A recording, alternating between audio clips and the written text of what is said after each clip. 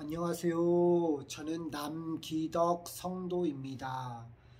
한 주간도 잘 지내셨습니까?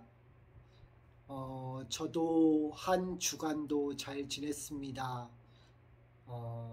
지난주도 그랬고, 이번 주도 특근을 하게 되어서, 어, 아침에 나누지 않고 이렇게 저녁에 나누게 되었습니다. 여러분, 우리가 정말 주님의 은혜가 아니면 살아갈 수 없는 존재임을 우리가 잘 알게 됩니다. 성경을 묵상함을 통해서 또 그 가운데서 기도하면서 또 주님의 십자가의 복음을 바라다 보면 우리에게서 계속 끊임없이 솟구쳐 올라오는 죄된 본성들이 있습니다. 그게 모든 환경 가운데 있기 때문에 이 세상 환경 가운데서 지내다 보니까 그것의 영향을 받아서 또 나도 모르게 힘들어하고 아파하기도 하고 또 한편으로는 지치기도 하고 그런 것 같습니다. 특히 날씨가 많이 더워지다 보니까 아무래도 오늘 비 온다고 그랬는데 이제 습하고 이러다 보니까 우리 스스로가 많이 짜증이 날 수도 있고 또 어쩔 때는 좀 몸이 약해서 또 힘들어할 수도 있고 그런 것 같아요. 그럴 때마다 이런 연약한 우리의 육신의 몸을 보면서 이 가운데서 나를 지으시고 나를 통해서 행하시는 우리 주님께서 어떻게 나를 주님을 믿게 하셨고 또 여기까지 오게 하셨는지 되돌아다 보면 하나님께서만이 우리의 참 만족이 되시는구나. 그리고 하나님만이 우리의 믿음의 대상이구나. 하나님만이 나에게 있어서 참 평안을 주시는 분이구나 라는 것들을 느끼게 됩니다. 이제 로마서 묵상을 이제 계속 나누고 있어요. 오늘이 6월 10일이라 가지고 지난번에 말씀드렸듯이 바로 택하심을 따라 되는 하나님의 뜻이라는 제목으로 로마서 9장 6절에서 13절 말씀을 가지고 나누려고 합니다. 그리고 지난번에 찬양을 나누면서도 얘기했지만 다음 주에는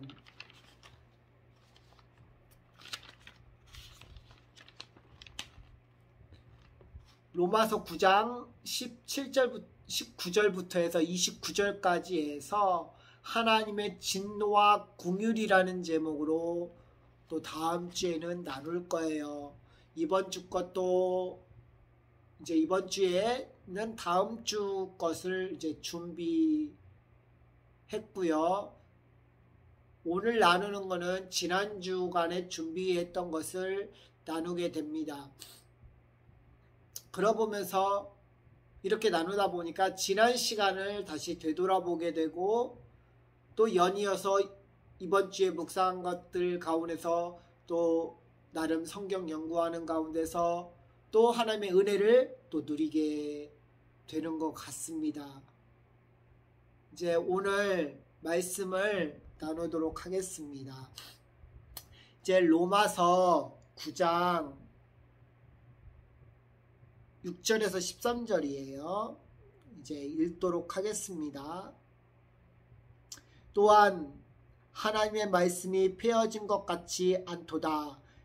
이스라엘에게서 난 그들이 다 이스라엘이 아니요 또한 아브라함의 씨가 다 그의 자녀가 아니라 오직 이삭으로부터 난 자라야 내 씨라 칭하라 하셨으니 곧 육신의 자녀가 하나님의 자녀가 아니요 오직 약속의 자녀가 씨로 여김을 받았느니라. 약속의 말씀은 이것이라 명년 이때에 내가 이르시니 사라에게 아들이 있으리라 하시니라. 이뿐 아니라 또한 리브가가 우리 조상 이삭 한 사람으로 말미암아 잉태하였는데 그 자식들이 아직 나지도 아니하고 무슨 선이나 악을 행하지 아니한 때에 택하심을 따라 되는 하나님의 뜻이 행위로 닮지 않고 오직 부르시는 이에게 말미암아 서게 하려 하사. 리브가가 이르시되 큰 자가 어린 자를 섬기리라 하셨나니 기록된 바 내가 야곱은 사랑하고 에서는 미워하였다 하신과 같으리라. 아멘. 택하심을 따라 되는 하나님의 뜻입니다. 오늘 본문이 로마서 9장 6절에서 13절인데요. 지난 마지막에 다룬 것과 같이 구원의 서정 얘기했었죠. 예정, 미리 아심의 예정, 프로기노스크, 그리고 소명, 칭의, 그리고 영화라고 말씀드렸습니다. 저는 분명히 얘기하기를 예지 예정을 믿는다고 하였습니다. 지난번에 말했던 김현현 씨와 또 정동수 목사가 주장하는 그 예정이 아니라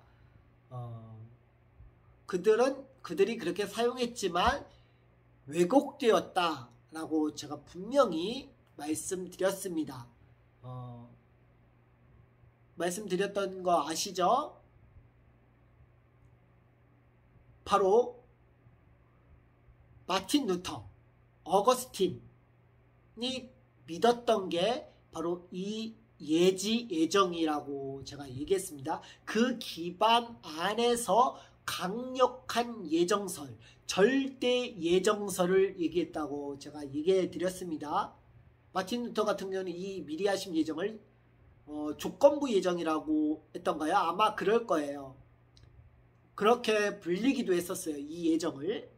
그래서 이 자유의지론자인 스무스라고 하는 사람, 그 사람과 논쟁했을 때 바로 반박했던 게 이 예지 예정을 가지고 반박을 했다고 제가 얘기를 했습니다. 그리고 칼빈이 만들어 온 이중 예정론, 선택과 유기라고 하는 것은 무조건적인 선택이라고도 하죠. 이거가 이중 예정론이라고도 불린다고 했어요. 그리고 그것은 칼빈이 좀 더 이 예정을 더 구체적으로 발전시켜 놨다고 얘기를 했습니다. 그럼 칼빈 이전의 사람들은 뭘 믿었을까요? 예지 예정을 믿었습니다. 근데 그 예지 예정은 하나님의 그 전지성도 강조할 뿐 아니라 하나님의 전능성도 강조합니다. 제가 믿는 예지 예정은 전지를 낮추고 전능을 높여서도 안 되고요. 전능은 높이고 전지를 낮춰서도 안 돼요. 하나님이 절대 주권이라고 하는 거는 하나님의 지식, 하나님의 그 지식, 우리를 계획하신 그 지식, 구원의 그 지식, 그리고 그 가운데서 행하시는 그분의 능력, 모든 것이 통탈해서 얘기하는 게 절대 주권인 거예요. 행하심만 얘기하는 게 절대 주권이 아닙니다. 그래서 예지 예정을, 그래서 제가 말했어요. 그때 이 30절만 보는 게 아니라 29절, 문맥상에서 29절, 30절 다 봐야 되는 거라고 제가 얘기했습니다. 그 정하심은 하나님의 형상을 본받게 하기 위해서 미리 정하셨는데 그 기반은 미리 아신 자들로, 여기 로마서만 기록되어 있는 게 아니에요. 다른 구절에서도 미리 아신 자들에 대한 부분을 언급하는 게 있어요. 그것이 하나님을 아는 것과 관계돼서 얘기할 때 가능하다고 제가 분명히 얘기해 드렸습니다. 그래서 저는 하나님의 절대 주권을 믿습니다. 그 안에서 미리 아심 예정도 유효하다라고 분명히 얘기했어요. 왜냐? 이거에 대한 부분에 대해서 자유의지적인 것을 또 얘기하면서 제 잘못된 것을 혹시라도 얘기할까봐 제가 얘기를 한 거예요. 절대 주권이라는 것을 전제하에 유효하다고 했습니다. 이 미리 아심도. 그리고 선택과 유기라 할지라도 이게 선택과 유기라는 것이 지난번에 말했던 그런 의미라고 한다면 그것도 틀리지 않다라고 저는 얘기했어요. 근데 이중 예정론은 선택과 유기 똑같은 내용을 담고 있지만 이중 예정론이 웨인 그랜덤이 말했던 것과 같이 조금 단어상 좀 적절치 않다라고 보여진다. 저는 이렇게 생각을 합니다. 그리고 무조건적인 선택이나 이런 선택들은, 선택과 유기는 충분히 저는 귀한 견해다라고 저는 봅니다. 그리고 자유의지론자들은 하나님의 선택을 얘기한다고 했어요. 인간의 선택을 강조한 다음에 강조한다고 했어요. 제가 지난번에 얘기하지 않았는데 선택과 유기도 자유의지론자들도 사용합니다. 중요한 거는 근데 인간의 선택이 먼저라는 거예요. 하나님의 선택이 아니라 인간의 선택이 먼저를 중점을 둔 다음에 얘기하는 거예요. 예수님 믿고 봤더니 하나님이 선택하셨더라. 예수님을 믿지 않는 자들은 나중에 보니까 유기가 된 자들이더라. 이렇게 보는다고 제가 얘기를 했습니다. 이 점을 숙지하시고 택하심을 따라 되는 하나님의 뜻 얘기했는데 여기서 택하심 또에 따라 하나님이 말씀하신 그 예정, 절대 주권, 그리고 소명, 그리고 칭의, 영화, 이것과 연관돼서 생각해 보면서 그 중에 예정과 부르심에 대한 내용을 언약과 연결해서 하나님의 뜻을 본문은 담고 있습니다. 여기서 하나님의 뜻은 제시라는 뜻이에요. 제시. 한편으로는 디모데후서 3장 10절에 보면은 의향이라고 표현했는데 이게 하나님의 뜻입니다. 뜻, 하나님의 제시, 하나님의 제안, 하나님의 그 말씀을 얘기하는 겁니다.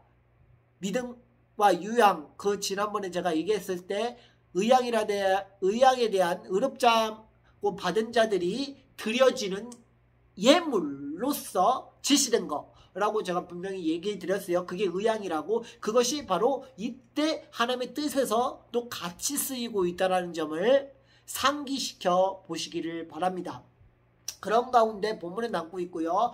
특별히 이 의향이라는 단어, 이 제시라는 단어가 사무엘상 20장 12절이나 욥기서 32장 17절에도 드러나 있습니다. 나중에 한번 찾아보세요. 특별히 11절을 토대로 보는 것이 중요합니다. 제가 11절을 얘기했는데 그 자식들을 아직 나지도 아니하고 무슨 선이 악을 행하지 않은 때에 택하심을 따라 되는 하나님의 뜻이 행위로 말미암지 않고 오직 부르시는 이에게로 말미암아 서게 하려 하사.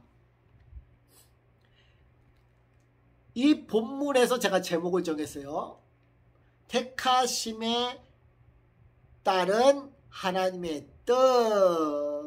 뜻이 행위로 말미암지 않고, 여기서 택하심에 따른 하나님의 뜻, 그것을 가지고 제목으로 붙였습니다. 바울이 하나님의 뜻에 관한 언급은 지난 시간이 언급된 것과 더불어 본문 구절의 전 구절을 문맥 가운데 상기시키면서 본문을 이해할 필요성을 느껴요. 문맥을 보시면 본문을 이해하시기 위해서 중요한 부분이 있습니다. 지금 6절에서 13절이 본문이기는 하지만 그의 위에 바로 9장 1절에서 내 양심이 성령 안에서 나로 더불어 증언하노니, 이게 중요하거든요. 내가 그리스도 안에서 참말을 하고 거짓말을 아니하노라. 내가 큰 근심이 있는 것과 마음에 그치지 않는 고통이 있는 것을 내 양심이 성령 안에서 나로 더불어 증언하노니, 이렇게 되어 있어요. 여기서 성령 안에서 나로 더불어 증언하노니 할 때 이것은 바로 전 단계에서 말한 참말을 얘기해요. 참말. 참말하고 거짓을 말하지 아니한다. 참말 할 때 이게 알레데이아입니다. 알레데이아. 이것은 진리라는 뜻이에요. 바로 요한복음 8장 3절에 나타난 그 진리가 바로 알레데이아입니다. 곧 그리스도 안에서 오직 십자가의 복음 앞에 놓고 레고라고 말하는 바울의 심령과 중심을 두고 우리가 본문을 보아야 합니다. 바울은 이 점에서 이스라엘이 그리스도를 밀어내는 사실 속에서 인격적으로 반응을 보이면서 뭐라고 얘기하냐면요. 내게 큰 근심이 있는 것과 마음에 그치지 않는 고통이 있는 것을 이라고 되어 있습니다. 여기서 나에게 큰 근심은요. 울리피라고 하는 단어인데 이건 슬픔, 한숨이란 뜻이에요. 그 있는 저것과 그래서 저것까지도 중요합니다. 저것까지 진행 중인 거예요. 진행 중에 그것까지 바울의 마음에 끊임없이 중단되지 않고 고통, 그 슬픔이 찾아오고 있었다고 말하고 있습니다. 바울은 이를 두고 하나님께 기도하였음을 다음 장 10장 1절에서도 확인할 수 있습니다. 형제들아, 내 마음에 원하는 바와 하나님께 구하는 바는 이스라엘을 위함이니 곧 저희로 구원을 얻게 함이라. 이스라엘을 위함이니 곧 저희로 구원을 받게 합니다. 예수님을 나의 구주로 믿는 그것을 바울은 바라고 있었어요.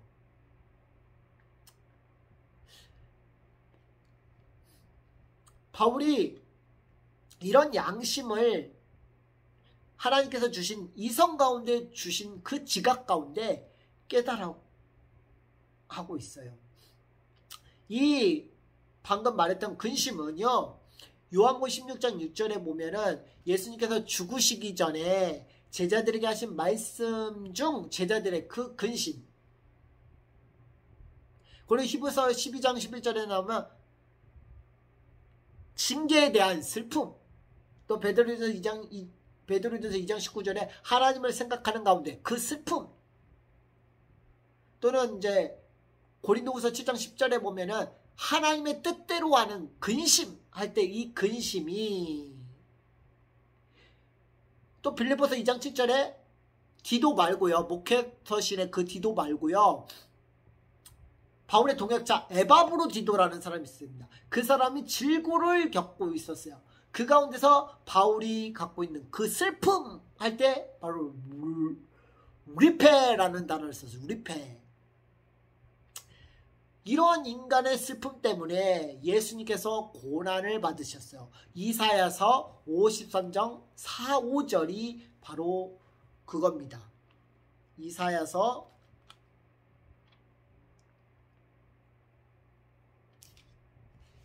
53장 4, 5절. 그는 실로 우리의 질고를 질고 우리의 슬픔을 당하였거늘 우리는 생각하기를 그는 징벌을 받아서 하나님께 맞으며 고난을 당한다 하였노라. 하나님께서 그것 때문에 고난을 당하셨다는 거예요. 이러한 우리의 슬픔 때문에 고난을 당하였다는 거예요. 예수님도 슬퍼하셨어요. 한 번은 예수님께서 2번 슬퍼하신 내용이 나오는데, 우셨다라는 게 2번 나오는데, 슬퍼하신 게 첫 번째는 이제 나사로, 베다니에서 나사로가 죽은 것을 보시고 거기에서 예수님께서 눈물을 흘리시더라 라고 되어 있고요. 또 하나는요, 마태복음 이제 23장 37절에서 39절인데 예루살렘 성전을 들고 슬퍼하시는 장면이 나와요. 예루살렘아 예루살렘아. 이거는 이제 이스라엘이 성전이 무너질 것, 예수님을 그 죽이는 것으로 십자가에서 못 박으소서 한 것으로 인하여 그 피가 그들에게 돌아가게 되거든요. 그 가운데 이스라엘은 심판을 받아서 나라를 잃게 됩니다. 그거에 대한 예루살렘의 성전을 들고 슬퍼하고 있어요. 먼저는 성전이 파괴되고 이스라엘 전체가 나중에는 나라를 잃게 돼요. 그거에 대해서 예수님이 예루살렘아 예루살렘아 슬퍼하신 내용이 있습니다. 그러니까 바울이 이러한 예수님의 그 슬픔, 또 방금 말했던 슬픔들이 사용됐던 슬픔들이 바로 리페라는 단어예요. 리페라는 단어. 그러니까 예수님의 마음을 가지고 바울은 슬퍼하고 있었다라는 거예요. 그러니까 로마서 11장에 보면은 즐거워하는 자들로 함께 즐거워하고 슬퍼하는 자들로 함께 슬퍼하라 라고 우는 자들로 함께 울라 이런 말씀이 있잖아요. 그리스도의 생활 그 규범에. 그런 바울은 그런 심정 가운데서 그리스도 안에서 자신의 친족 이스라엘 혈연관계로서 있는 그 고리 친척을 위하여, 여기서 고리 친척을 위하여 라고 할 때 이 고리는 육체 안에서 보면 이스라엘 중에서도 이스라엘인이었어요. 바울은 그 이스라엘 돈 가진 자로서 동족인 이스라엘이 하나님을 섬기는 그들이 예수 그리스도를 모르고 어려움에 처했는데 로마서 9장 이제 30절에 보면 그런즉 우리가 무슨 말을 하리요 의를 쫓지 아니야 이방인들의 의를 얻었는데 곧 믿음에서 난 의입니다. 근데 이 의법을 쫓아간 이스라엘은 오히려 그 법에 이르지 못했어요. 법정적으로 의롭다 한 칭함, 그 칭함에 그 의를 얻지 못했어요. 그 사실에 바울은 그냥이 아닌 큰 슬픔일 수밖에 없었습니다. 이유는 그냥 그리스도를 모르는 수준이 아닌 믿음으로 구원이 아닌 바로 율법의 행위로 구원을 구하였기 때문에, 또한 그 가운데서 그들이 심판이 있었기 때문에 바울은 이를 전제하여서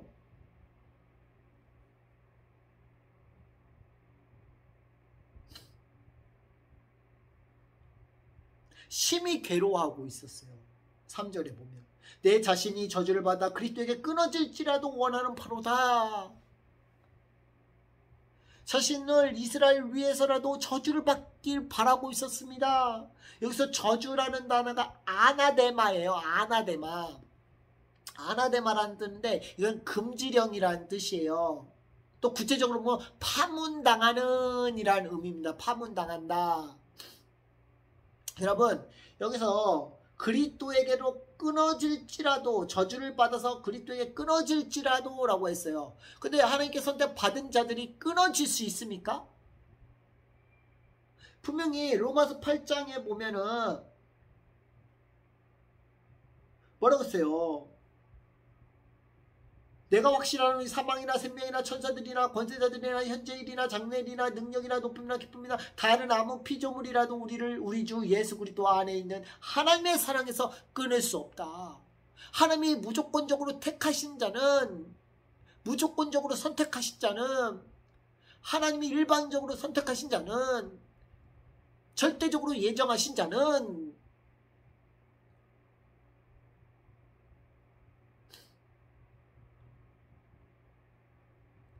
끊어질 수가 없어요. 끊어질 수가 없어요. 저주를 받아서 그러니까 끊어진다는 거에 저주라는 것과 끊어진다는 것과 연관이 있거든요. 근데 여기서 내 자신이, 모세도 그랬잖아요. 모세도 이스라엘 백성들을 보고서 자신을 그 생명책에서 지워달라고 그렇게도 기도했잖아요. 그런 심정이 바로 바울의 심정이거든요. 근데 바울이 진짜 내가 그리스도 안에서 선택받은 자인데 끊어지기를 원한다고 해서 바울이 끊어질 수가 있습니까? 택한 백성인데 그걸 모르는 것도 아닌데 하나님 말씀을 줄을 아는 그 교리가 분명한데 바울의 그 신학은 분명한데 그 예정 택하심의 교리는 분명한데 바울은 절대 예정이 분명한데 근데 왜 여기서 바울은 저주할지라도 저주를 받아 그리스도에게서 끊어질지라도 원하는 바로다 그럴까요? 여기서 저주라는 건 금지령이라고 했고요. 구제령은 파문당하는 것이라고 했어요. 그리스도를 믿는다고 하는 유대인들 그 그리스도인들부터 여기 로마교회 성도들은요 디아스포라 유대인들이 베드로를 통해서 오순절 사건으로 인해서 3,000명이 회개하는 역사 가운데 그때 다른 방언을 들었거든요. 그 나라들 중에 포함되어 있는 게 뭐냐면 유대로 개종한 나그네라는 표현이 있어요. 그 유대로 개종한 나그네들이 분명히 제가 보기에는 로마로 갔을 거라 봅니다. 근데 로마로 가가지고 복음을 전파했을 거예요. 그 복음을 전파해서 그 가운데서 예수님을 믿었을 거예요. 그래서 그 안에서 오래전에 로마 교회는 세워져 있고 그 디아스포라 유대인들을 주축으로 교회가 세워졌어요. 대부분은 그 지역에서 세웠기 때문에 이방인들이 대부분이겠죠. 그러나 거기에서 주도적인 역할을 했던 사람은 디아스포라 유대인들입니다. 근데 이런 그들이 다시 율법으로 돌아가려 하는 그들에게 얘기하고 있는 거예요. 근데 그들에게 추방당하고 내가 로마를 간다고 했을 때 로마 교회를 간다고 해서 추방당하고 내쫓김을 당한다 할지라도 그리고 그리스도를 밀어내서 자신을 핍박할지라도 나는 그들에게 그리스도의 복음을 전하야겠다라고 하는 그 뜻이 그 심정이 바울에게는 있었어요. 왜냐하면 그들은 하나님께 4절에 보면은 저희는 이스라엘 사람이나 저에게 양자됨과 영광과 언약들과 율법을 세우신 것과 예배의 약속들이 있었기 때문에 그러니까 양자 삼으심과 영광과 그 언약들과 율법을 주셨고 또한 그들에게서 우리 주 예수 그리스도께서 오셨기 때문입니다. 그런 가운데서 그리스도를 높이면서 본문은 6절에서 등장하는 거예요. 또한 여기 6절에 보면 또한이라는 단어가 있어요. 또한 이것은 대라는 뜻인데요. 이거는 그러나라고 보셔도 돼요. 기본 불변사예요. 옆 접속사 아니면 계속사로 쓰이고 있는데 여기서 옆적 접속사라고 되어 있습니다. 전의 내용을 심히 부정하고 있으나 앞에 있는 내용과 정반대되는 내용을 담고 서술하고 있는 거예요. 그러니까 앞에 있는 1, 2절에 있는 내용과 다르게 정반대의 내용을 연결해서 어떻게 이스라엘에 대해 적용하고 말씀하고 있는지를 그 의도를 파악하게 될 것이라는 겁니다. 그렇다면 전의 내용은 무엇입니까?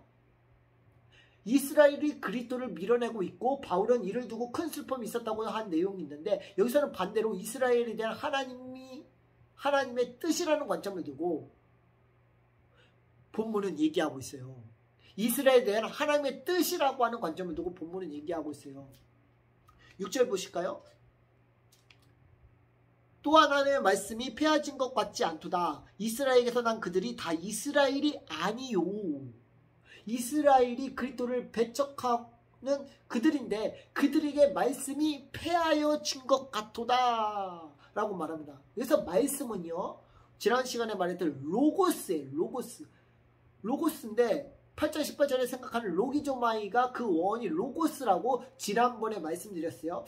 요한복음 1장 1절에 태초에 말씀에 계신다는 말씀으로서 일맥상통한 부분이 있으며 이는 예수 그리스도에 관한 것이라고 말씀을 드렸습니다. 그 말씀이 그들에게 폐하여진 것 같지 않음은 그래서 여기서 폐하여졌다라는 것은요 한 방울씩 떨어졌다 뭐뭐의 과정으로부터거든요. 뭔가 뭐뭐의 과정으로부터 한 방울씩 떨어졌다라는 거예요. 떨어진다는 것은 어떤 지시를 가리켜요. 그 관계 가운데의 지시 그 관계 가운데 그러한 꼭 같지 않음을 부정합니다 라는 거예요. 같지 않는다 폐허 같지 않다 같지 않다는 건 호이오스거든요. 이거는 그러한이라는 거. 그런 일은 부정합니다 라는 뜻이에요. 그러니까 같지 않다는 건 그러하지 않습니다.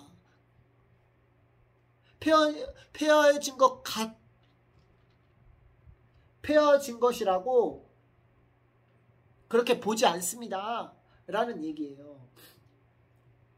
즉 예수 그리스도 안에 있는 이스라엘의 관계는 그 과정에서 한 방울씩 떨어져 나간 듯 보이나 바울이 보이기에는 그 관계 속에서 예수 그리스도의 관계가 그러하지 않다라는 말을 한다는 점에서 10절에서도 나타났지만 10장에서도 나타났지만 이스라엘에게도 바울이 복음을 전함을 언급하지요. 마태복음 10장 6절에 보면은 오히려 이스라엘 집이 잃어버린 양에게로 가라. 바로 12 제자들에게 하신 말씀이에요.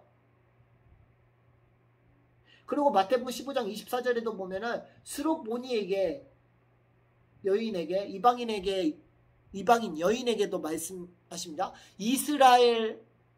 이스라엘인들에게 버려진 양들에게 하나님께서 왔다고 얘기합니다. 이것은 뭐를 얘기하냐? 요한복음 12장 13절에 예수님께서 이스라엘 왕으로 오셨음을 얘기하는 거예요. 유대인의 왕으로.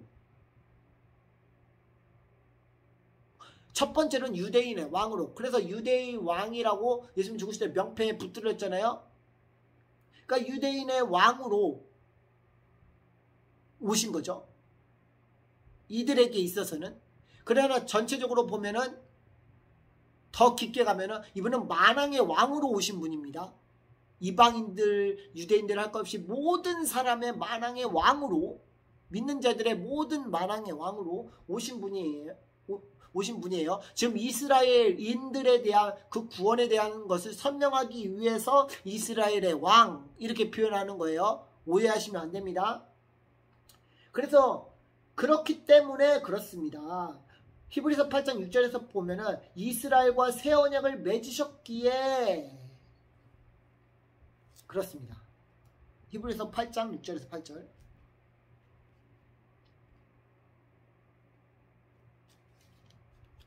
히브리서 8장 6절에서 8절. 그러나 이제 그가 더 아름다운 직분을 얻으셨으니 이는 더 좋은 언약을 세우신 더 좋은 언약의 중보시라. 첫 언약이 무마했던 둘째 것을 요구할 일이 없었으려니와 저희를 허물하여 이르실 때 주께서 가라사대 볼지어다 날이 이르러 내가 이스라엘 집과 유다의 집으로 새 언약을 세우시라. 이스라엘 집과 유다의 집으로 새 언약을 세우시리라. 이거는 히브리서 8장 6절에서 8절은 킵해 놓으세요. 이거를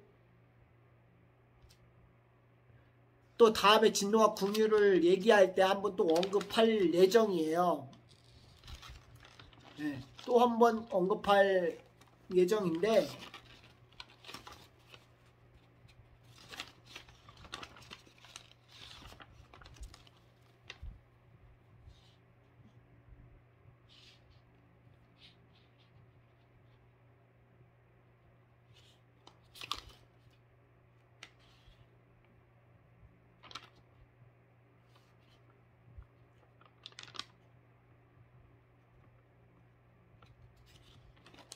또 하여튼 또 언급할 예정입니다. 제가 또 언급할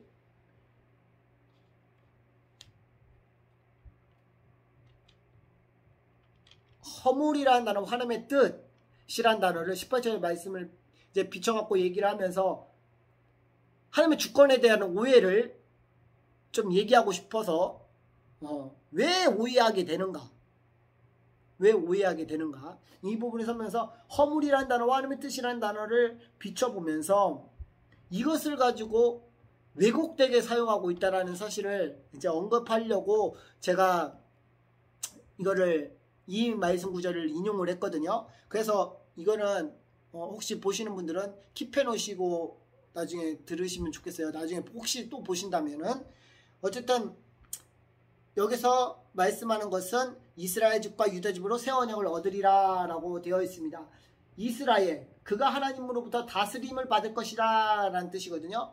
이스라엘이라는 뜻이 히브리어로 하나님과 교제를 나타내요. 그러니까 이스라엘은 하나님과의 교제를 맺게 될 것이다 라는 뜻이에요. 하나님께서 이스라엘과 함께 할 것이다 라는 뜻입니다. 이스라엘 뜻 자체가.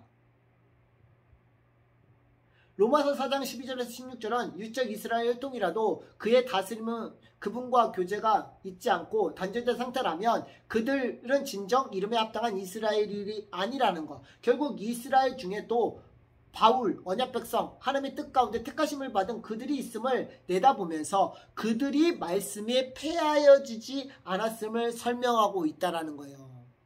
그러니까 이스라엘만 이스라엘이 아니라 영적인 이스라엘을 얘기하고 있다라는 거예요. 그러니까 1차적으로는 이스라엘 중에서도 하나님께 택함 받은 자를 얘기하고 2차적으로는요. 그 택함 받은 뿐만 아니라 그 이후에 이방인들도 예수님을 믿잖아요. 그 이방인들도 영적 이스라엘.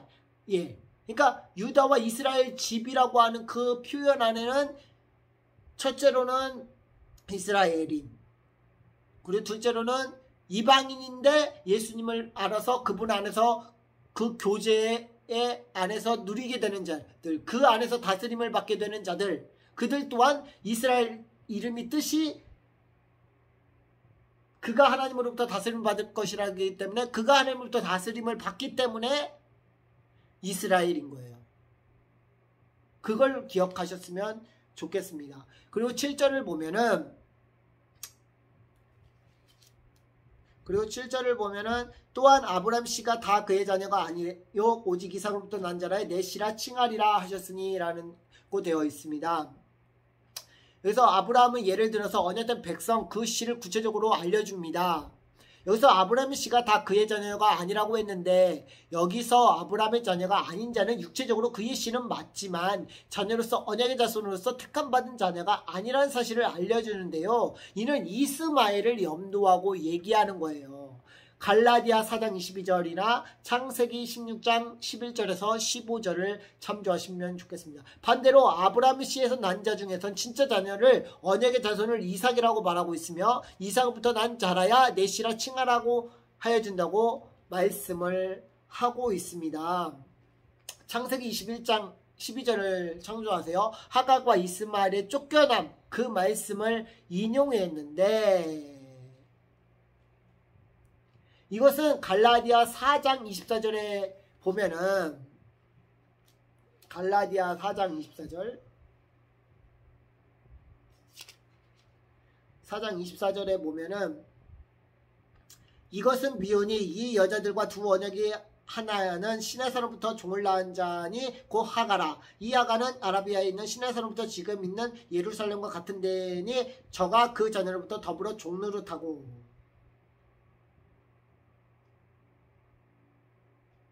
이 부분을 우리가 기억을 해야 됩니다. 시내산에서 나와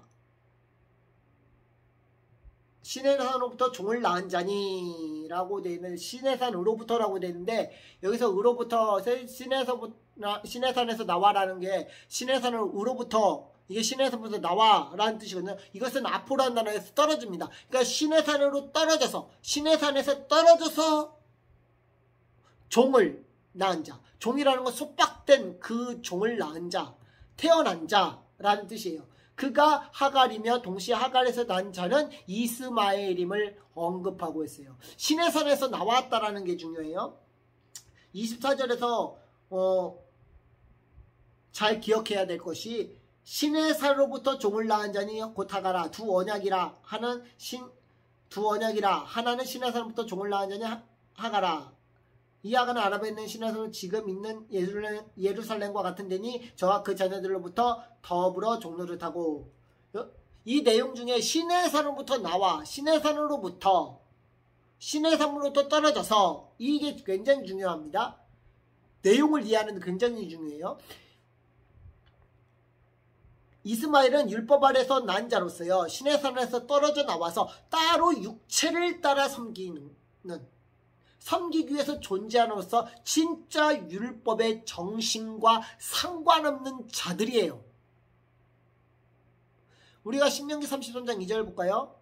신명기 33장 2절이 굉장히 중요해요. 신명기 33장 2절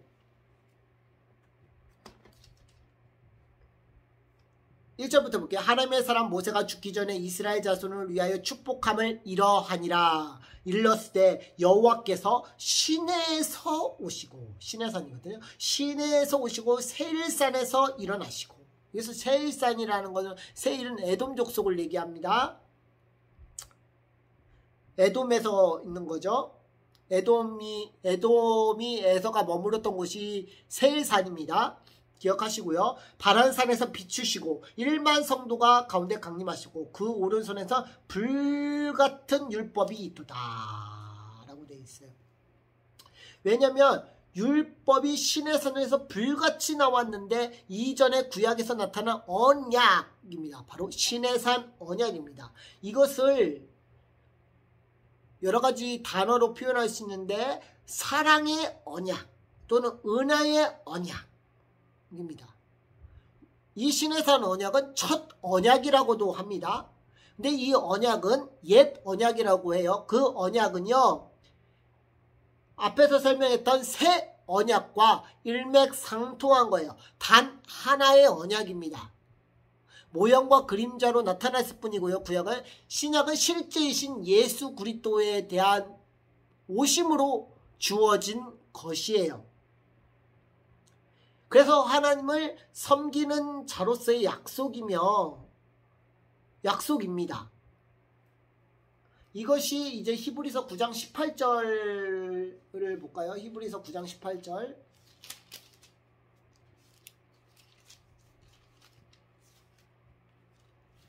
히브리서 9장 18절에 보면은 뭐라고 되어 있냐면요. 이러므로 첫 언약과 피 없이 세운 것이 아니니. 피 없이 세운 것이 아니니. 잘 기억하셔야 돼요. 라고 됐어. 피 없이 세운 것이 아니라는 거예요. 그러니까 모세도 첫 언약, 시내산 언약을 세울 때 뭘 가지고 세웠냐? 피를 가지고 세웠다는 거예요. 피. 언약의 피. 출애굽기 24장 6절에서 7절을 볼까요? 출애굽기 24장 6절에서 7절. 6절에서 7절을 보도록 하겠습니다. 모세가 피를 취하여 반은 여러 양푼을 담고 반은 단에 뿌리고 언약서를 가져와 백성이 낭독하며 들리매 그들이 가로되 여호와의 모든 말씀은 우리가 준행하리다. 모세가 그 피를 취하여 백성에게 뿌려진 가로되 이는 여호와께서 이 모든 말씀에 대하여 너희와 세우신 뭐라고요? 언약의 피니라. 다시요. 언약의 피니라. 언약의 피라는 거예요. 하나님의 약속 가운데 주신 그 피라는 거예요. 그 피. 구약에 나타난 것은 모형과 그림자와 예표로 나타나 있어요. 그 예표 가운데서 실제로 오실 예수 그리스도를 구약의 사람들도 믿었습니다. 하나님이 오셔서 이 땅에 오셔서 우리를 위해서 죽으시고 부활하실 것을 믿었어요. 그것을 미리 구약 성경을 통해서 예고했어요. 미리 아시고 예고하셨어요. 미리 아시고 예고하셨어요. 그게 예언입니다. 예언. 그 예언을 성취하길 원하셔서 하나님께서 체결하신 게 언약이에요. 언약. 그 언약은요, 예수 그리스도를 가리킵니다. 우리를 위해서 죽으시고 부활하실 예수 그리스도를 가리키는 것이 바로 언약이에요. 그게 비록 그림자와 예표와 모형으로 나타났지만 실제이신 예수 그리스도를 바라봤다는 거예요. 그분이 오셔서 우리를 위해서 죽으시고 부활하실 것을 믿었다는 거예요. 그게 구약의 구원관입니다. 그러나 신약의 사람들은 그 오신 예수님이 우리를 위해서 죽으시고 부활하셨습니다. 그것을 믿는 거예요. 더 나아가서 그분이 다시 오실 것을 믿는 거예요. 그 가운데서 우리의 몸이 신령한 몸으로 변화될 것까지 믿는 게 바로 신약의 구원관입니다. 예수님이 죽으시고 부활하심을 믿는 사람은요, 다시 오실 예수 그리스도를 믿지 않을 수가 없습니다. 그것이 없으면 헛된 거예요. 어쨌든 새 언약성의 통일성을 가지고 얘기하고 있어요. 이것에 참조해야 될 것은요, 창세기 2장 16절에서 17절에서 나와 있고요. 그것이 또 창세기 3장 15절에서 22절 말씀을 같이 연이어서 봐야 됩니다. 거기에 원복음이 나와요. 원복음이. 여자의 후손에게서 내 발꿈치를 상하게 할 것이다. 그 여자의 후손이 바로 예수 그리스도죠. 셈의 자손에게서, 그리고 나중에 아브라함의 자손에게서, 이삭, 야곱, 그 다윗으로 이어지는 그 그리스도의 계보를 통해서 예수 그리스도께서 오실 것을 구약 성경은 예언하고 있다는 거예요. 그것을 전제 아래서 구약 성경을 봐야 되고, 그 가운데서 이제 해석이 구속사적으로 되어 가는 겁니다. 이제 해석의 문제이긴 하겠지만, 그리고 신명기 7장이나 시편 89편이나 이사야서 42장 1절에서 6절, 또 에베소서 2장 1절에서 22절, 히브리서 또 13장 20절에서 21절 참조하셨으면 좋겠습니다. 그래서 이런 것과 관계해서 이제 행위 언약이라는 게 여러 가지 문제가 되어지고 있고 어려움이 있습니다. 이것을 은혜 언약과 행위 언약으로 나누어야 된다, 이렇게 말씀하시는 부분들이고요. 행위 언약을 주장하시는 분도 있고 은혜 언약을 주장하시는 분들이 있고, 근데 행위 언약과 은혜 언약을 나누는 자체도 틀렸다라고 보시는 분들도 있습니다. 근데 지금 방금 말했듯이 하나님의 언약은 하나라는 생각이 저도 듭니다. 하나이고요.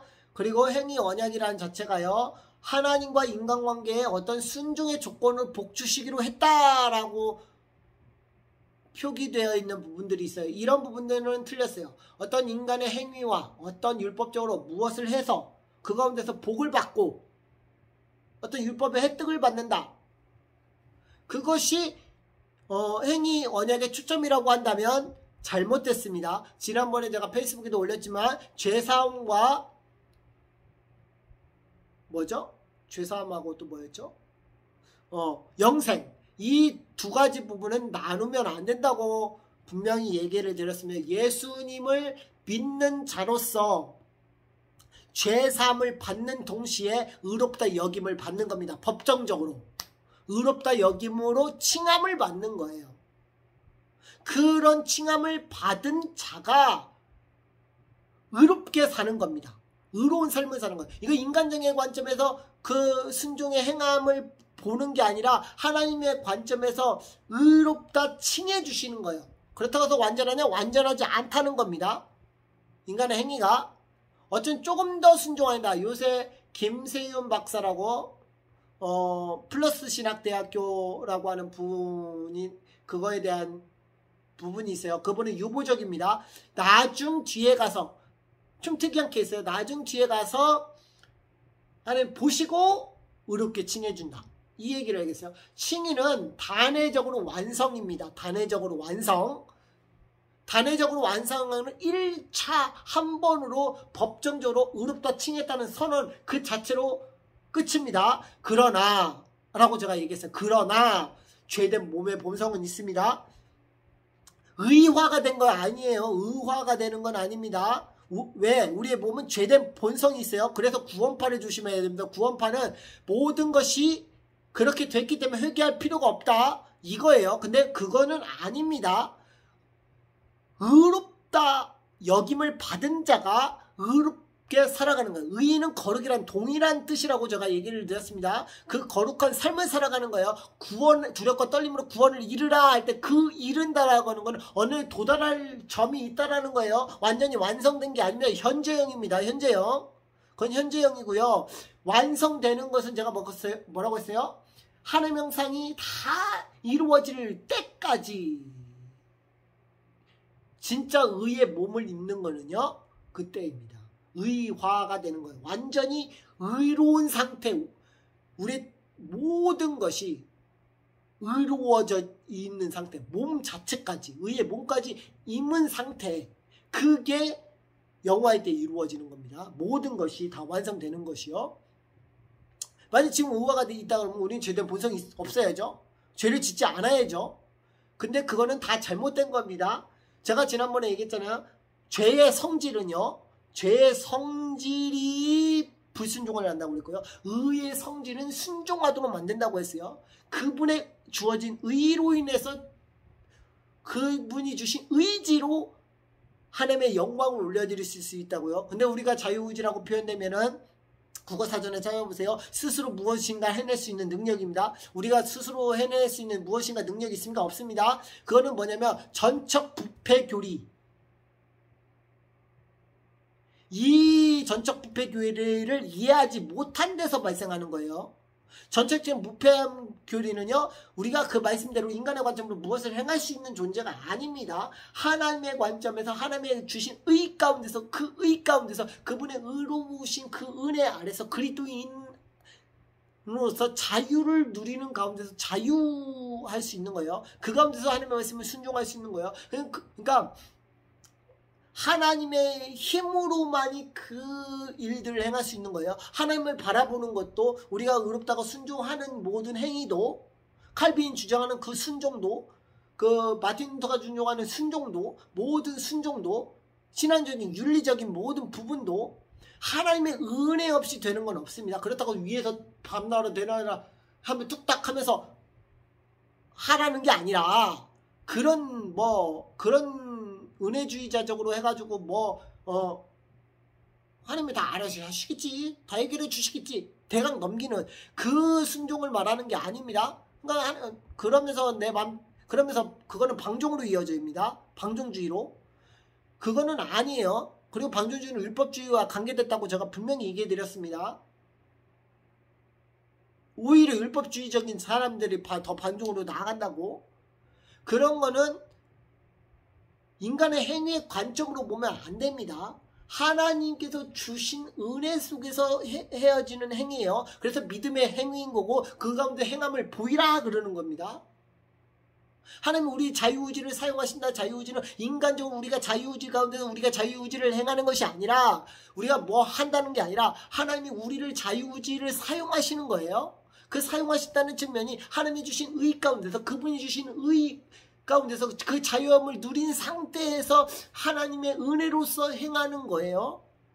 성경에서 말하는 자유의지는,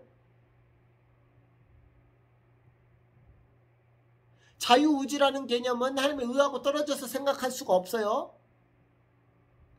이걸 얘기해도 지금 시간이 끝도 없이 지나가는데, 사실은 그 부분에 대해서 제가 할 말이 너무나 많습니다. 일반적으로 자유의지라고 하는 그 자유의지는 그 해석 자체가요, 다 왜곡된 겁니다.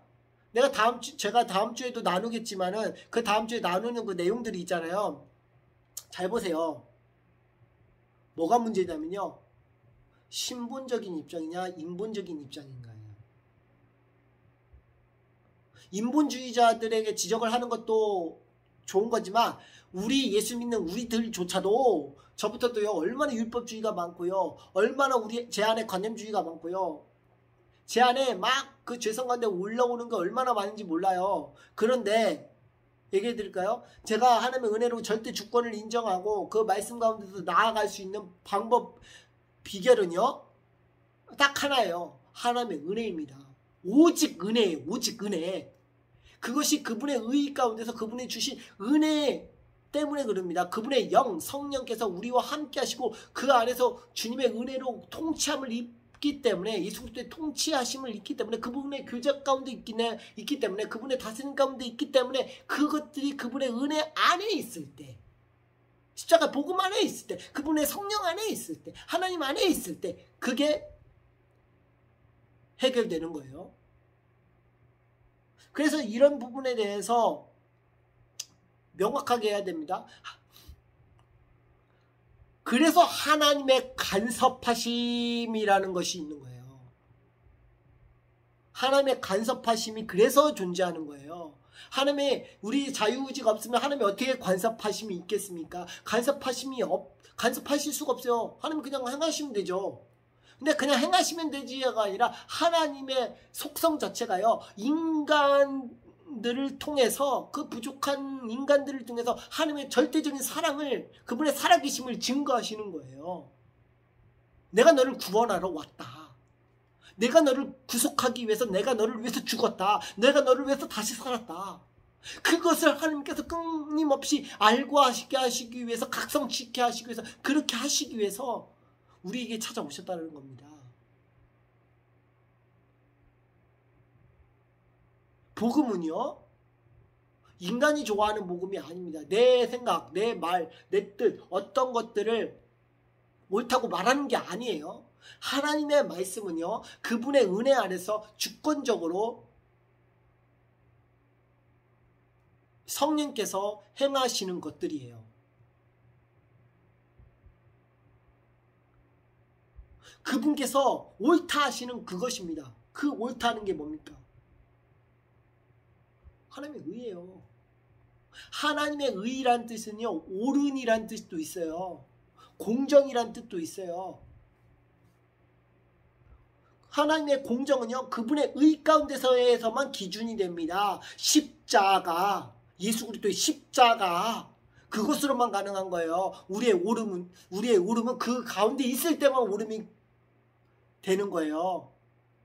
그 오름과 옳은 소견대로 행하는 것은 다른 겁니다. 이치적으로.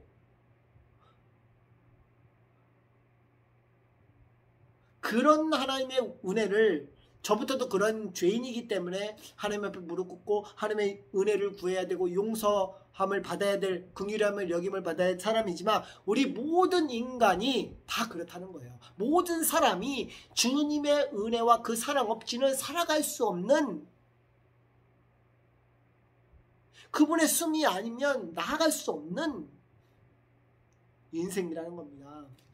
그래서 율법은 이스라엘 그래서 언약으로서 구속 언약은 예수 그리스도 피로 맺어진 언약을 설명한다는 점을 기억하면 좋겠습니다. 또한 시내산 안에서 수만 명과 함께 계신 그분이 불같은 율법 그리스도부터 주어진 그 율법은 이스라엘 택한 백성에게 주셨고 그게 다니엘서 7장 10절이 있거든요. 다니엘서 7장 10절. 이거 다니엘서 7장 10절도 예적부터 계시니거든요. 이거 예적부터 계시니에서도 참 은혜가 받았는데 여기서 예적부터 계시니는 성부 하나님을 얘기하는 거고요. 인자와 같은 이는 예수 그리스도를 가리키는 겁니다. 다니엘서 한번 볼까요? 다니엘서 좀 오늘은 좀 길어지더라도 양해해 주세요. 정말 주님의 은혜가 너무나도 큰 게 너무 많습니다. 다니엘서 7장 10절 볼게요. 7장 10절.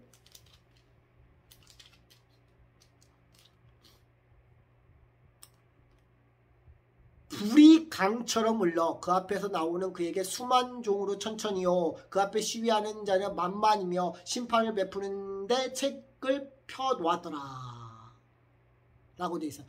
불과 같이 맺다. 율법이 불과 같이 맺다라는 게 신명기 33장 2절과 연관이 있죠. 불과 같이 임했다. 근데요. 그때에 내가 큰 말한 장불의 목소리로 인하여 주목하여 보는 사이에 짐승이 죽음을 당하고 시체에 상한 바 되어 붙은 불이 던진 바 되었으니 그 남은 모든 짐승은 그 권세를 빼앗겼으나 그 생명은 보존되어 정한 시기에 이르기를 기다리게 되었더라. 또한 밤 이상 중에 보았는데 인자 같은 이가 하늘 구름을 타고 와서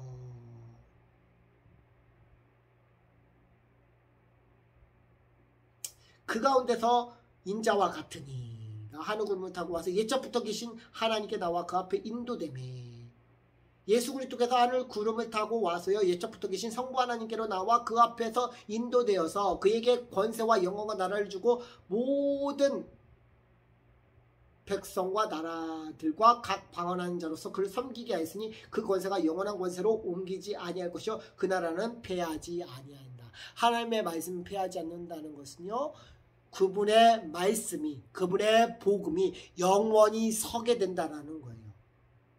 누구를 통해서? 인자와 같은 이 예수 그리스도를 통해서.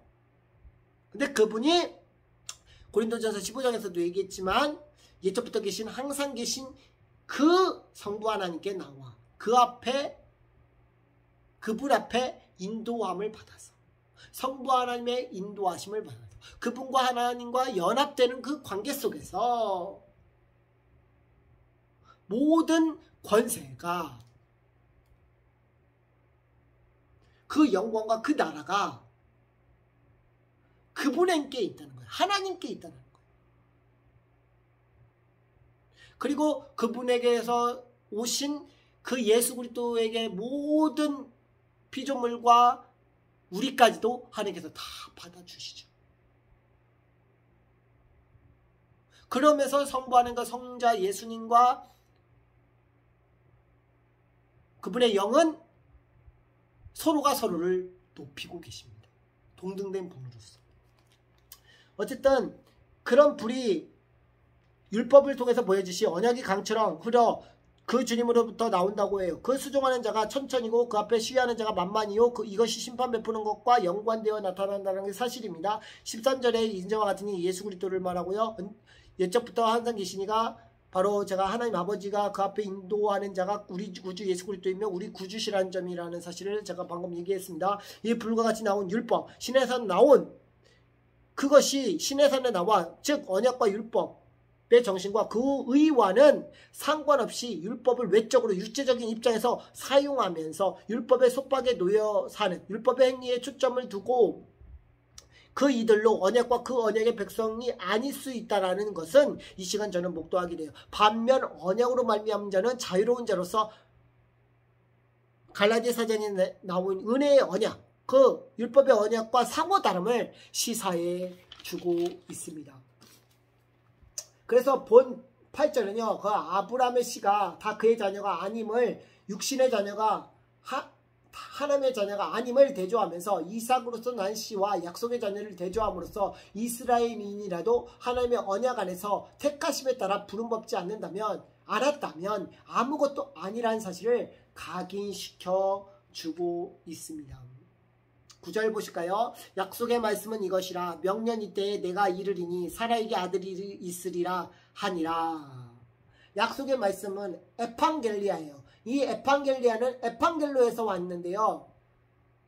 뭐뭐에 대한 예고이고요. 약속입니다. 언약이죠. 언약. 그래서 에판겔리아가요. 바로 말씀 로고스를 왔다고 보시면 돼요. 바로 예수 그리스도를 얘기하는 겁니다. 여기서 뭐뭐에 대해는 전에 있는 상태, 되돌아와야만 하는 상태를 말합니다. 그러니까 하나님께서 언약 가운데 목적을 가지고 이 아이를 낳게 하신다라는 거예요. 왜? 그의 씨를 통해서 오게 됨으로 인해서 내가 본래 이전의 상태에, 죄 가운데 있었던 그 본래 이전의 상태에서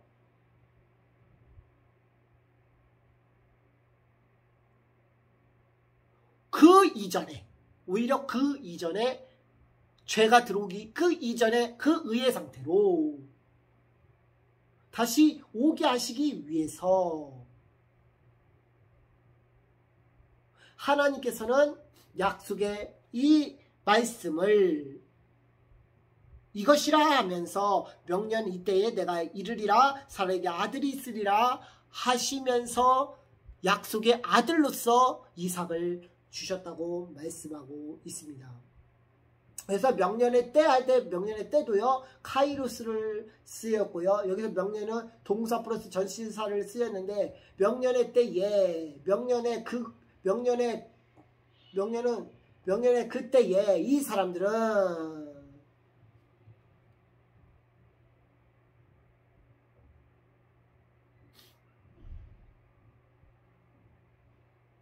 사람들은 바로 사라와 아브람은 그에게서 아들이 날 것이다. 그 아들이 바로 약속의 자녀들이고 그 약속의 자녀인 이삭에게로부터 난 시, 웃음이라는 뜻이죠. 진짜 웃게 될 예수 그리스도가 오게 될 것이다 라는 사실을 드러내 보이고 있어요. 이제 10절에 보면은 이뿐 아니라 또와 리브가가 우리 조상 이삭 한 사람으로 말미암아 잉태하였는데 라고 되어 있어요. 여기서 이삭 아내가 이삭을 통해서 그의 씨가 나올 것을 언급하고 있어요. 창세기 25장 21절에 26절, 창세기 17장 7절에서 기억하시면 되고요. 그리스도께서 오실 것이라는 것을 얘기하는데 갈라디아 3장 16절 또 히브리서 11장 18절을 참조하시면 되겠습니다. 이 말씀이 밑에 9절 12절 13절과도 이어지는데요. 한번 읽어볼까요? 리브가에게 이르시되 큰 자가 어린 자를 섬기리라 하셨나니 기록된 바 내가 야곱은 사랑하고 에서는 미워하였다 하신과 같으리라.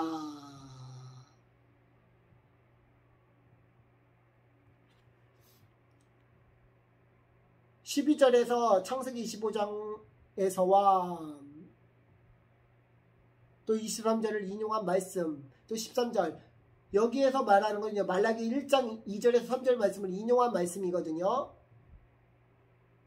이 말씀은요, 야곱에게 에서가 자신의 장족권을 팔아넘김으로써 야곱과 에서가 리브가의 뱃속에 있었는데 예고된 하나님의 뜻을 기인하여서 진행되었고, 이로써 야곱은 에서가 성기될 사실을 보여주고 있으며, 특별히 성경에서 장족권의 의미를 생각할 때 한 집에서 대표하는 사람으로서 표징이거든요. 이것을 잘 나타내고 있다는 사실입니다. 에서가 붉은 팥죽을 팔아넘김 의 의미로서도 그는 붉다라는 이름의 뜻을 또 가지고 있어요. 무엇보다도 또 몸이 붉어요. 동시에 무엇보다 몸이 붉어요. 이것은 에돔 족속의 선조가 됨을 암시하고 있는데 그 에서가 장자권의 명분을 경홀히 여겼어요. 경홀히 여겼다는 건 바자라는 뜻이거든요. 이거는 업신여기다 메시아다 싫어한다는 여긴 결과로서 그 이후에 이스라엘, 바로 야곱의 후예들, 12지파 아들을 섬기게 될 것을 얘기하고 있습니다. 바로 이스라엘 속국이 되게 된다는 거죠. 민수기 20장에서 14절에서 20절에 보면 에돔 땅을 지나가는 모세의 부탁을 바로 에돔 족속이 거절하는 장면이 나와요. 또 왕상 11장 1절에 보면 솔로몬이 에돔 족속의 여인을 받아들이는 장면이 나옵니다. 또 그리고 사무엘 14장 47절 48절에 보면은 47절 48절에 보면은 사무엘상 14절 47절에서 48절에 보면은 사울이 주변에 있는 이스라엘 적을 정복하게 돼요. 여기 에돔도 포함이 됩니다. 에돔도 포함이 돼요. 그리고 사무엘하 8장 13절 14절에 보면 에돔 족속이 다윗의 종이 돼요. 그때 소금굴적에서 1만 8천 명을 죽이면서 에돔 족속이 다윗의 종이 됩니다. 그리고 왕상 11절 15절에서 16절에 보면은 솔로몬 당시 하닷이 솔로몬의 통치에서 벗어난 듯 보이나 왕상 22절 47절에서 48절에 보면 에돔 왕이 없었으므로 에시본 게벌에서 파산되는 모습이 보입니다. 배가 파산되는 것이 보여요. 에시본 게벌은요, 에돔 땅에 있는 지역이에요. 그 지역에 있는 그것이 파손됐다라는 것을 보면요, 아직도 에돔 족속은 이스라엘 속국이었다는 것을 보여주는 예예요. 또한 에돔은 이스라엘 속국인과 동시에 대적관계였어요. 이것을 대적관계한 대표적인 예가요, 지난번에 제가 말했잖아요. 디아스포라 이 김삼용 스승이 에서가 형통의 복을 받은 자인가에서 말했던 대로요, 이스라엘의 3대 만에 총에 들어온 듯 하나, 왜냐, 그리스도를 믿게 될 수 있는 그 기회를 주셨음에도 불구하고 그들은 믿지 않게 되었고요. 나중에 예수 그리스도를 믿는 자들을 대적하는 그 관계 가운데서 또 들어가게 되었다고 얘기를 하시면서, 근데 도액에 대해서도 얘기를 하셨는데, 도액과 또 해돌에 대해서 얘기를 하셨습니다. 근데 여기서 이 대적한 도액이 바로 에돔 사람이어서 사무엘 3장 22절에서 18절에서 22절, 또 누가복음의 3장 1절에 보면 이두레라는 단어가 있어요. 이 이두레라는 것이 이두메아라는 겁니다. 이두메아. 이것은 헬라식으로 에돔을 표현한 거예요. 특히 마가복음 6장에 보면은 그 빌립의 아내, 분분왕을 통치했는데 그때 이두레를 통치했던 게 바로 헤롯 왕의 동생이거든요. 그 빌립이에요. 그 빌립이 바로 에돔 족속이라는 거죠. 그 빌립의 아내 헤로디아가 이 일로 요한이 감옥에 갇힙니다. 그리고 요한이 죽게 되는 게 뭐예요? 그 헤로디아 딸에 의해서 죽게 돼요. 바로 헤로디아의 요구로 인해서 죽게 돼요. 그때 헤롯 왕이 바로 이 세례 요한을 죽입니다. 그게 바로 에돔 족속이거든요. 세례 요한은 뭐예요? 메시아의 선구자로서 예수님의 오실 길을 예비하는 자였어요. 그 오실 예비할 자인 바로 메시아를 오시기 6개월 전에 미리 와서 예수님의 오실 길을 예비했던 자입니다. 메시아의 선구자라고 불리죠. 그를 죽인 자예요. 왜냐하면 궁극적으로 도액이나 헤롯은 언약 백성을 이스라엘 백성 대적했다는 것을 우리가 보게 됩니다. 이런 점에서 13절에 등장해야 된다는 점을 이해하면은 왜 주님이 야곱을 사랑하고 에서를 미워하셨는지 추측해 볼 수가 있어요. 결국에 예수 그리스도의 그의 백성을 구원하시고 하나님의 구원 계획을 방해하는 자들이었기 때문에 그렇습니다.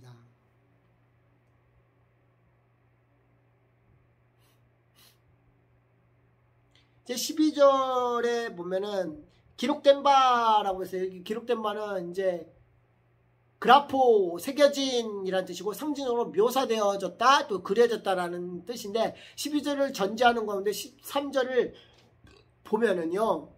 에돔이 이스라엘을 섬기는 부분과 연관되어 있음을 알 수가 있는데 여기서 야곱은 이아콥이라는 뜻인데요. 이것은 그 사랑한다고 할 때 그 사랑은요. 아가페예요. 아가페. 이 아가페를 사랑한다, 아가페라는 단어를 쓰였어요. 그리고 에서를 미워한다라고 하는 미소스, 미오라는 단어를 이제 썼거든요. 그래서 사랑한다고 할 때 이 아가페는요, 사회적 도덕적 필레오라는 친구와 비교가 됩니다. 예수님이 요한복음 21장에 보면 예수님이 사랑에 대한 질문을 너희가 나를 사랑하느냐 할 때 그게 아가페요.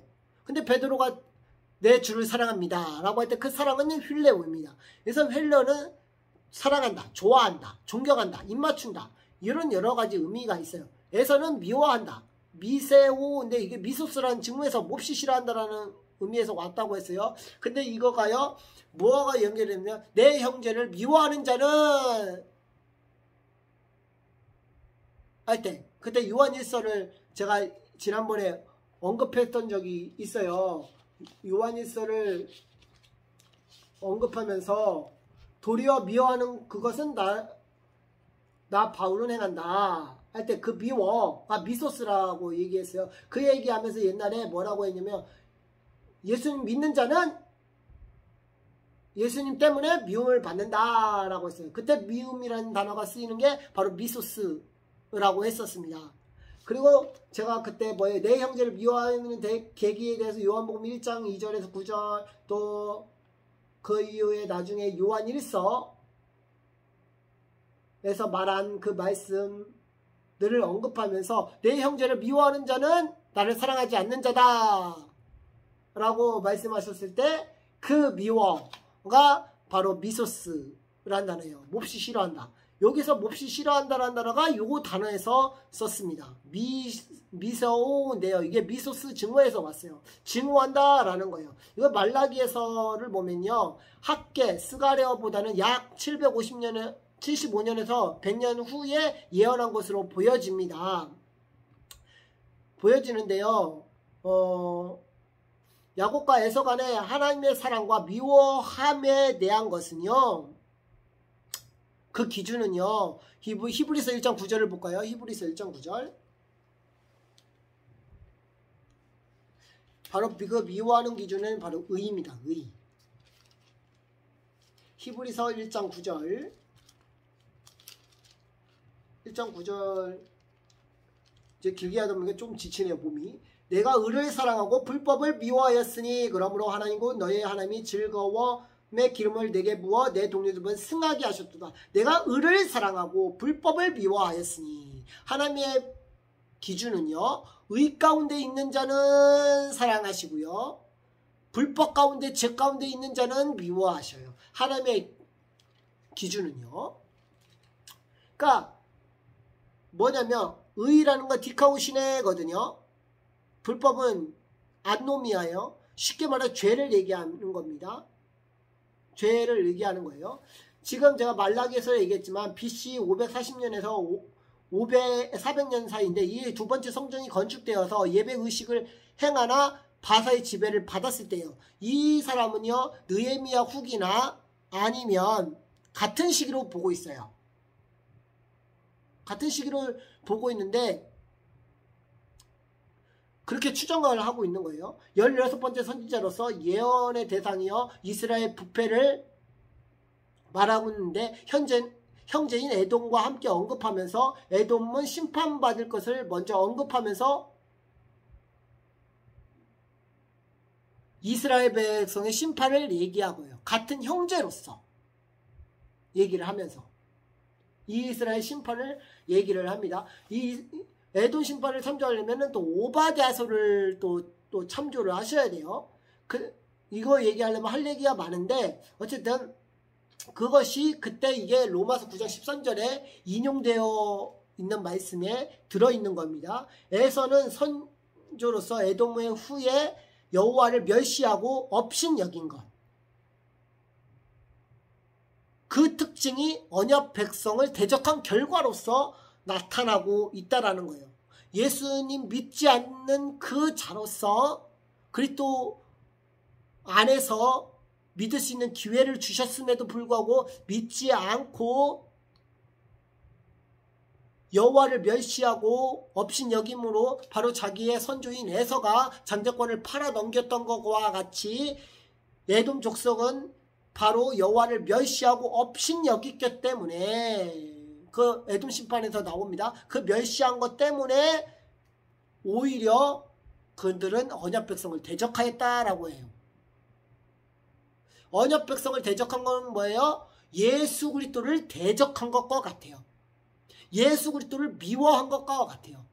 그러니 하나님의 의 기준에서 보면은 에서를 미워할 수밖에 없는 거예요. 편애가 아니고요. 차별이 아닙니다. 믿음 안에서는 차별이 없어요. 만약에 그들이 주님 품에 돌아왔다면 하나님께서 그들을 받아주셨겠죠. 그러나 그들은 선택받지 않는 자라고 하는 것이 보여지는 게 뭐냐면 그리스도를 대적하였다는 거예요. 예수 그리스도를 대적할 수가 없어요. 예수님 믿는 자들은. 이런 맥락 속에서 세상 가운데 의를 입은 자를 미워하고 하나님의 의를 입은 자를 사랑한다 라는 것을 통해서 그리고 죄는 미워하신다 라는 첨에서 이런 맥락 속에서 11절에 이 모든 것이 택하심을 따라 진행되는 하나님 뜻의 기이한 결과로서 말해주고 있다는 사실입니다. 하나님의 목적과 결정, 계획 속에서 그 부르심, 복음으로서의 초대,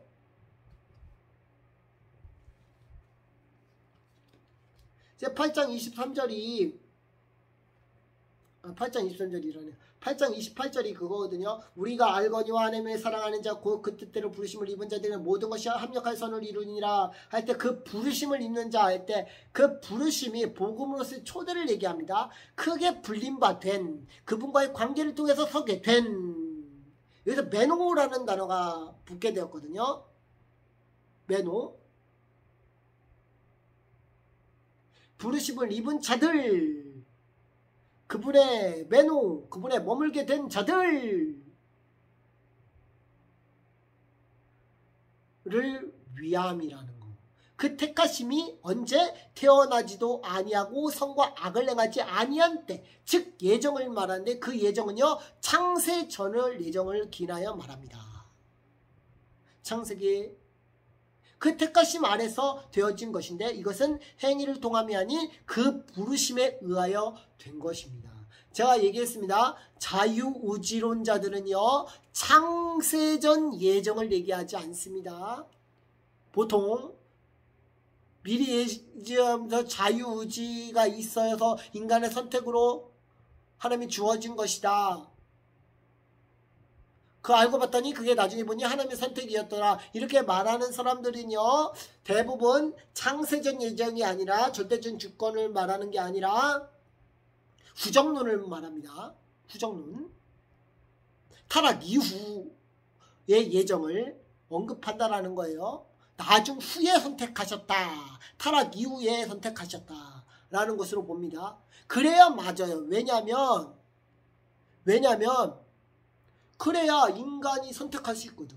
인간이 선택해 보니 나중에 보니 하나님의 선택이었다라고 이렇게 이어질 수 있거든요. 그래서 자유의지론자는 구정론을 믿을 수밖에 없어요.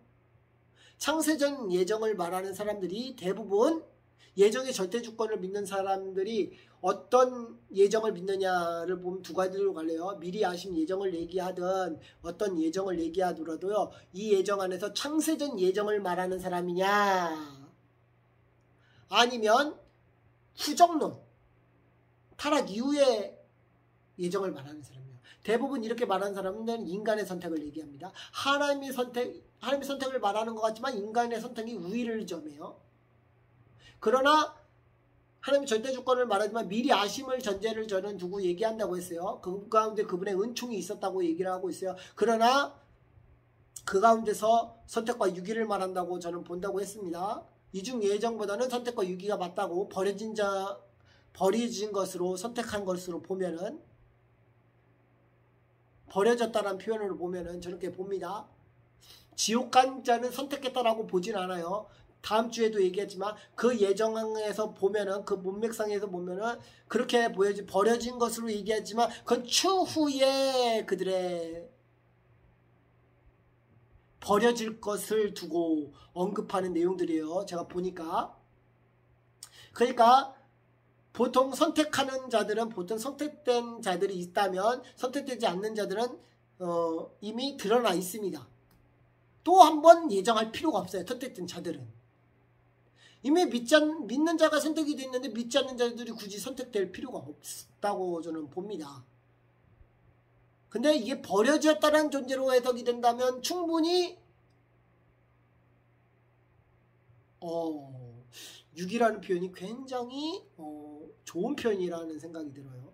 버려진 존재라 이렇게 표현을 되면, 버려진 존재로 예정된 결과가 아니라 선택과 유교라고 하는 버려진 존재들, 그것이 미리 하신 관점에서 본다면 버려진 존재들이었다라고 보면,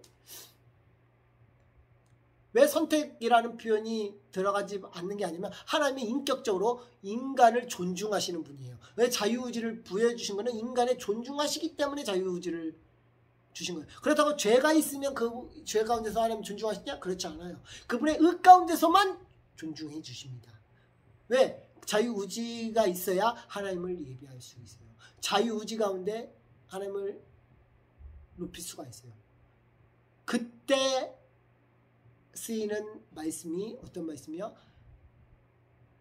내 마음을 다하고 내 뜻을 다하여 주 너의 하나님을 사랑하라. 그 뜻은 전인격적으로 하나님께 드릴 수 있는 거예요. 그 드려진다라는 것이 하나님의 은혜 아래서 드려지는 겁니다. 하나님의 간섭하심 가운데 드려지는, 이게 절대 주권이에요. 하나님이 무조건 역사하신다 이게 아니라 하나님이 교회를 통해서 일하십니다. 그리스도의 몸된 교회를 통해서. 이 점을 저는 믿습니다. 그래서 여기서 부름받은 자라는 것이 로마서 1장 1절에 예수 그리스도 종으로서의 부르심을 받은 자, 나 바울은 할 때 그 부르심이라고 했어요. 이 부르심을 받는 자들에게는 모든 것이 합력하여 선을 이룬다 할 때 그 합력이 시nerge온데 바로 동역자가 되다라는 거예요. 동역자가 되다. 그래서 선은 아가도스입니다. 아가도스, 그 동역자로서 예수 그리스도 앞에 세워진 거예요. 그리스도의 몸된 지체가 그리스도의 십자가 앞에 서게 되는 거예요. 그것을 이루는 거예요.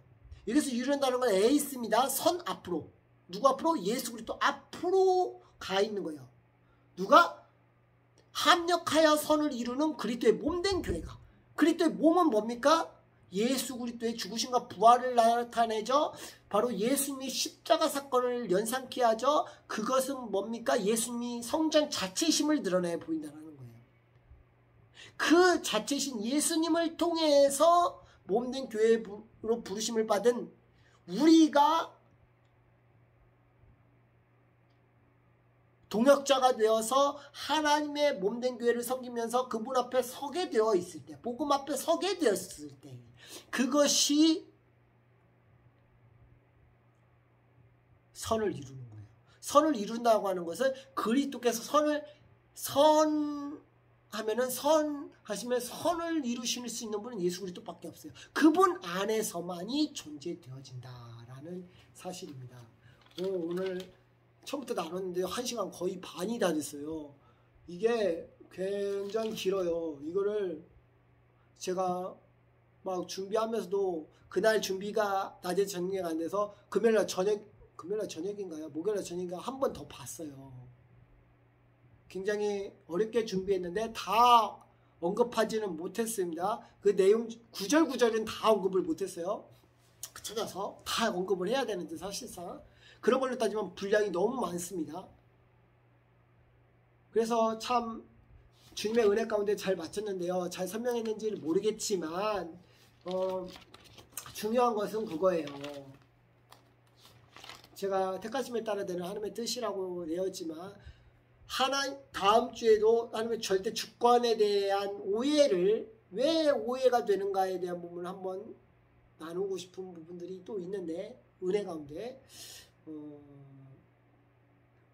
우리는요 그 어떤 예정을 가지고 얘기했던 그 정의가 중요합니다. 그 의의가 중요해요. 그 의미가 어떤 의미를 가지고 있느냐가 중요해요. 그 의미에 따라서 그 단어가 달라지는 겁니다. 그 의미에 따라 단어도 정립이 잘 돼야 돼요. 그래서 그 단어가 잘못 정리게 되면 오해하기가 쉽습니다. 예지 예정하면 똑같은 다 예지 예정인 줄 아는데 아닙니다. 정동수 목사와 김영현이 말한 예지 예정은 완전 왜곡되고도 완전 잘못된 예정입니다. 저는 분명히 말하면 예지 예정을 믿지만 절대 예정을 믿습니다. 어거스틴도 절대적인 하나님의 예정을 얘기했고요. 마틴 루터도 강력한 예정설을 얘기했고요. 칼빈도 강력한 예정을 얘기했는데 이게 좀 더 발전된 게 선택과 유기란 측면이 있고 이중 예정론이라는 결론까지 나타났다라는 것을 기억해 보시면 되겠습니다. 원래 기본적으로는 예지 예정입니다. 예지 예정이라는 것이 빼놓으면요 하나님의 그 부분도 행하심도 볼 수가 없어요. 왜냐? 복음은 지식입니다. 지식. 언약입니다. 언약에 대한 지식이에요. 그분은 그 선지자들한테 그 지식을 부어주셔서 그 지식을 통해서 언약을 예고하셨어요. 하나님이 미리 아시기 때문에 가능한 거예요. 미리 아심이란 단어가 없으면 행하심도 없는 겁니다.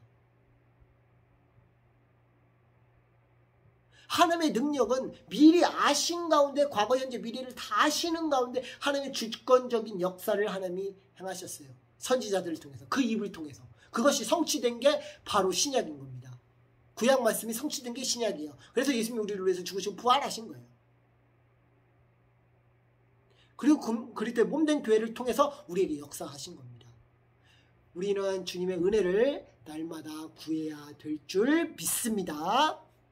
내일의 주일인데 주님의 몸된 교회에 가서 하나님을 찬양하고 예배하는 귀한 시간 되었으면 좋겠습니다. 부족하고 연약한 사람의 귀한 말씀을 나누었는데 부족하더라도 받아주시고요. 저는 하나님의 은혜를 나눌 뿐입니다. 그 하나님의 은혜 속에서 늘 하나님의 말씀을 가지고 다음 한 주도 살아가도록 하겠습니다. 모두들 복된 주일 되시길 바랍니다. 아멘.